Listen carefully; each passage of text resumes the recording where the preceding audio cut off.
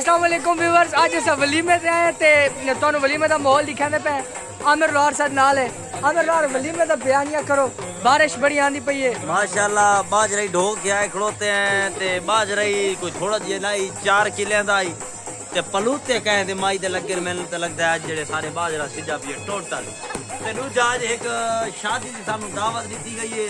शादी दे इंटर थई है ते परात पानी भरे पाया ये तोनू अखां दे सामने तोनू दिखा सकदे हैं माहौल अंडरग्राउंड की ब्यूटीफुल सेक्सी अंडरग्राउंड बस गल वे ते तुम्हारे सामने बारिश। अच्छा रोटी खादी में ये कौन में खादी रोटी इस टाइम तक खानू नहीं मिली।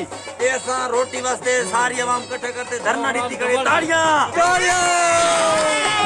लिहाजा कोई इस इंतजामिया के खिलाफ सोचा बने जल्द तो जल्द सानू रोटी का इंतजाम चावल नाल घर ले वने ते बाजी सानू पार्सल नीति बने ताड़ियां।